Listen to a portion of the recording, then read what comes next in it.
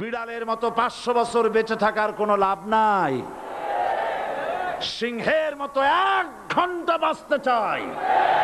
বাংলাদেশ জামাতে ইসলামীর নায়েবে আমির আল্লামা সাঈদী বিশ্বখ্যাত একজন ইসলামিক স্কলার ও রাজনীতিবিদ। তিনি অন্যায়ের বিরুদ্ধে আপোষহীন ছিলেন। জালিমদের শত অত্যাচারে তিনি ছিলেন অবিচল। জীবনের শেষ 13টি বছর তিনি বহু কষ্টে কারাগারে কাটিয়েছেন।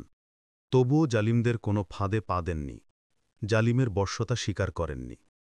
তিনি একাধারে আলেম, ইসলাম প্রচারক, লেখক, রাজনীতিবিদ, সমাজকর্মী ও সংসদ সদস্য ছিলেন। বাংলাদেশের শীর্ষ জনপ্রিয় নেতাদের মধ্যে তিনি অন্যতম। তার জনপ্রিয়তা ধর্ম, রাজনৈতিক দল, রাষ্ট্র সবকিছুকে ছাপিয়ে গেছে। হাসিনা সরকার তাকে বিনা চিকিৎসায় মৃত্যুর দিকে ঠেলে দিয়েছে। শহীদ আল্লামা দেলোয়ার হোসাইন সাঈদী 1940 সালের 1 ফেব্রুয়ারি পিরোজপুর জেলার ইন্দুরকানীর বালিপাড়া ইউনিয়নের সাঈদখালী গ্রামে জন্মগ্রহণ করেন।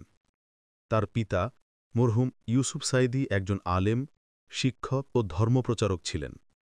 শহীদ আল্লামা সাঈদী ছারসিনা আলিয়া মাদ্রাসা ও খুলনা আলিয়া মাদ্রাসায় তিনি পড়াশোনা করেন। 1964 সালে তিনি তাফসির শাস্ত্রে কামিল পাশ করেন। ছাত্রজীবনেই তিনি ইসলাম প্রচারের সাথে যুক্ত হন। আল্লামা সাঈদী রহিমাহুল্লাহ 1960 সালে বেগম সালেহা সাঈদীর সাথে বিবাহ বন্ধনে আবদ্ধ হন। এই দম্পতির 4 সন্তান: রফিক বিন সাঈদী, শামীম বিন সাঈদী, মাসুদ বিন সাঈদী ও নাসিম বিন সাঈদী। এর মধ্যে প্রথম সন্তান রফিক বিন সাঈদী 2012 সালের 13 জুন ইন্তেকাল করেন। 70-এর দশক থেকে শহীদ আল্লামা দেলোয়ার হোসেন সাঈদী ইসলামী আন্দোলনের সাথে যুক্ত হন। 1979 সালে তিনি জামাতের রুকন শপথ নেন। 1989 সালে তিনি জামাতের কেন্দ্রীয় মজলিসের শুরার সদস্য হন। আল্লামা সাঈদী 1996 সালে জামাতের কেন্দ্রীয় কর্মপরিষদ সদস্য হন। 1998 সালে তিনি কেন্দ্রীয় নির্বাহী পরিষদ সদস্য হন। আল্লামা সাঈদী 2009 সালে বাংলাদেশ জামাতে ইসলামীর নায়েবে আমির হন। সেই থেকে শাহাদাত পর্যন্ত তিনি এই দায়িত্ব পালন করেছেন। শহীদ আল্লামা দেলোয়ার হোসাইন সাঈদী ইসলামকে পূর্ণাঙ্গভাবে ধারণ করার চেষ্টা করতেন। ফলশ্রুতিতে তিনি এদেশের রাজনৈতিক কর্মকাণ্ড যাতে ইসলামের বিধান অনুসারে হয় সেজন্য চেষ্টা সাধনা করেছেন। তিনি পিরোজপুর 1 আসন থেকে জামাতের মনোনয়ন নিয়ে 1996 ও 2001 সালের নির্বাচনে সংসদ সদস্য হিসাবে নির্বাচিত হয়েছেন।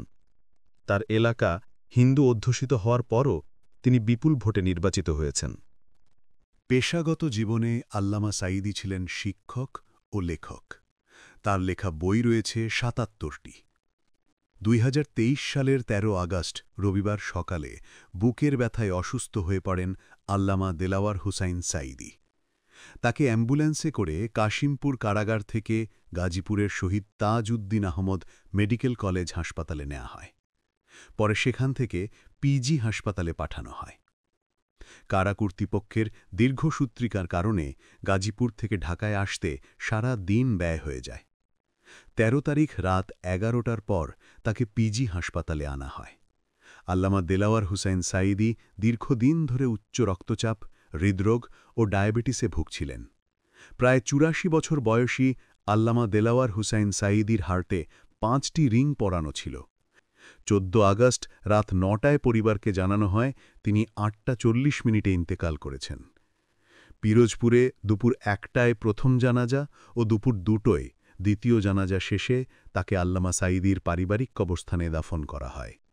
মহান রব্বুল আলমিন এই মহান দায়ীকে কবুল করুন, তাকে জান্নাতে সুমহান মর্যাদায় অধিষ্ঠিত করুন।